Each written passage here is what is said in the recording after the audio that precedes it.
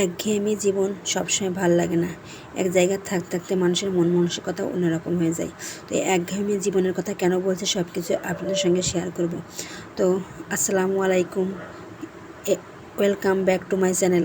কেমন আছেন সবাই? আশা করি ভালো আছেন। আমিও আল্লাহ তাআলার অশেষ রহমতে ভালো আছি। তো আমি যে একঘেয়েমি জীবনের কথা বলছিলাম এর জন্যই যে গত রোজা ঈদে আমরা বাড়ি যাই নাই।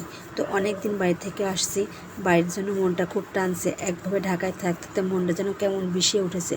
তো যে সামনে কুরবানির ঈদ, কবে ছুটি হবে সেই আশায় দিন গুনছি।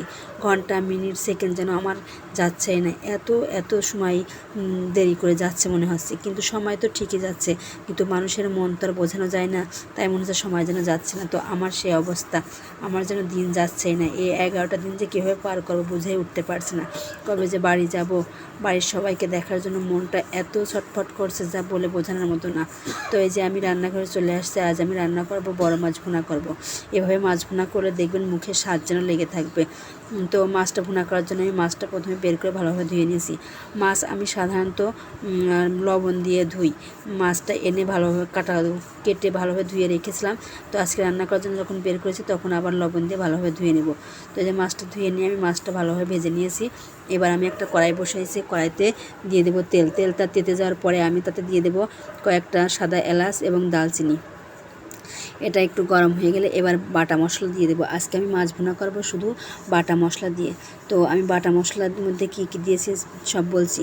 আমি এর মধ্যে দিয়েছি পেঁয়াজ বাটা, রসুন বাটা এবং জিরে বাটা, এবং আজকে আমি কাঁচামরিচটাও বেটে দিয়েছি যাতে তরকারির টেস্টটা অনেক বেশি ভালো হয়। তো আর সব কিছু বাটা মশলা দিয়ে রান্না করব। বাটা মশলা রান্না অনেক সুন্দর হয়। তো এই যে আমার মশলাটা তেলের উপর দিয়ে কষিয়ে নিচ্ছি। তো আমার মশলাটা কষানো হয়ে গেছে। এবার আমি তাতে দিয়ে দেবো হলুদ গুঁড়ো, শুকনো মরিচের গুঁড়ো এবং লবণ। আজকে আমি মরিচের পরিমাণটা একটু বেশি দিয়েছি, তার কারণ গালে যেন স্বাদ নেই কোনো কিছুতেই। তাই একটু ঝাল বেশি খেয়ে তরকারি রান্না করছি যাতে গালের স্বাদটা একটু ফিরে আসে।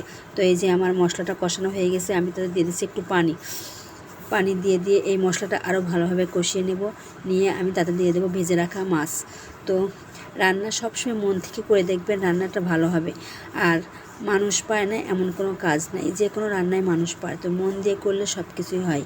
তো আমার রান্না কেমন হয় আমি জানি না, ভালো হলে সব কিছু কমেন্টে আপনারা জানাবেন। তো আজকের ভিডিও আমার এই পর্যন্ত শেষ করছি। সবাই ভালো থাকবেন এবং আমার চ্যানেলটি সাবস্ক্রাইব করবেন, এবং আমার একটা পেজ আছে, পেজটা ফলো দিয়ে পাশে থাকবেন। সবাই ভালো থাকবেন, আমাদের জন্য মন থেকে দোয়া করবেন। আল্লাহ হাফেজ।